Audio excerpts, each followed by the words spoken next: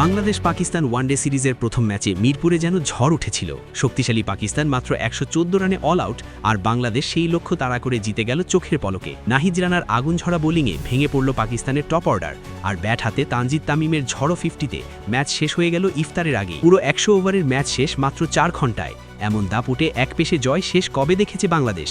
তাহলে কি আবার ফিরে আসছে সেই ভয়ঙ্কর টাইগাররা? চলুন দেখে নেওয়া যাক বাংলাদেশের এই অবিশ্বাস্য জয়ের পুরো গল্প। মিরপুরের শেরে বাংলা ন্যাশনাল ক্রিকেট স্টেডিয়ামে পাকিস্তানের বিপক্ষে দাপুটে এক জয় তুলে নিয়েছে বাংলাদেশ। ম্যাচের ফলাফলই বলে দিচ্ছে এই জয় কতটা একপেশে ছিল। পুরো ১০০ ওভারের ওয়ানডে ম্যাচ শেষ হয়ে গেছে মাত্র ৪ ঘন্টার মধ্যেই। এমনকি রমজান মাস হওয়ায় ইফতারের জন্য যে ৪০ মিনিটের বিরতি রাখা হয়েছিল সেটিরও আর প্রয়োজন পড়েনি। এই ম্যাচে প্রথমে ব্যাট করতে নেমে মাত্র ১১৪ রানে অল আউট হয়ে যায় পাকিস্তান, আর সেই লক্ষ্য তাড়া করতে নেমে বাংলাদেশ মাত্র ১৫.১ ওভারেই জয় নিশ্চিত করে ফেলে। বাংলাদেশের এই জয়ের মূল নায়ক ছিলেন তরুণ পেসার নাহিদ রানা। বল হাতে তিনি একাই পাকিস্তানের ব্যাটিং লাইন আপকে ধ্বংস করে দেন। পুরো ম্যাচে মাত্র ২৪ রান খরচ করে ৫টি উইকেট তুলে নেন তিনি। পাকিস্তানের বিপক্ষে ওয়ানডে ক্রিকেটে এটি বাংলাদেশের সেরা বোলিং পারফরমেন্স।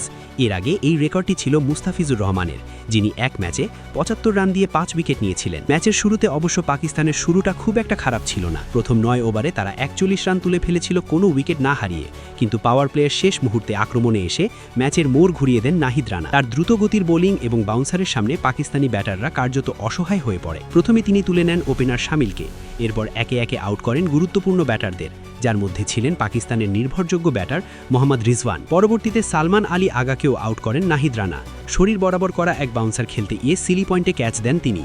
এভাবে মাত্র ১৮ রান খরচ করেই নিজের ফাইবার পূর্ণ করেন নাহিদ রানা। শেষ পর্যন্ত পাকিস্তানের পুরো ব্যাটিং লাইন আপ গুটিয়ে যায় মাত্র ১১৪ রানে। স্বল্পমক্ষ তাড়া করতে নেমে শুরু থেকেই আক্রমণাত্মক ব্যাটিং শুরু করেন তানজিদ হাসান তামিম। পাকিস্তানি বোলারদের ওপর একের পর এক আক্রমণ চালিয়ে দ্রুত রান তুলতে থাকেন তিনি। মাত্র ৩২ বলে নিজের 50 পূর্ণ করেন এই বাহাতি ওপেনার। ম্যাচে তিনি শেষ পর্যন্ত অরাজিত থাকেন ৪২ বলে ৬৭ রান করে। অন্যদিকে অধিনায়ক নাজমুল হোসেন শান্ত তাকে দারুণভাবে সঙ্গ দেন, যদিও জয়ের কাছাকাছি গিয়ে তিনি ২৭ রান করে আউট হন। পরে লিটন দাসকে নিয়ে সহজেই ম্যাচ শেষ করেন তানজিদ। সব মিলিয়ে ২০৯ বল হাতে রেখেই জয় পায় বাংলাদেশ। এত বেশি বল বাকি রেখে জয়ের ঘটনা বাংলাদেশের ইতিহাসে খুবই বিরল।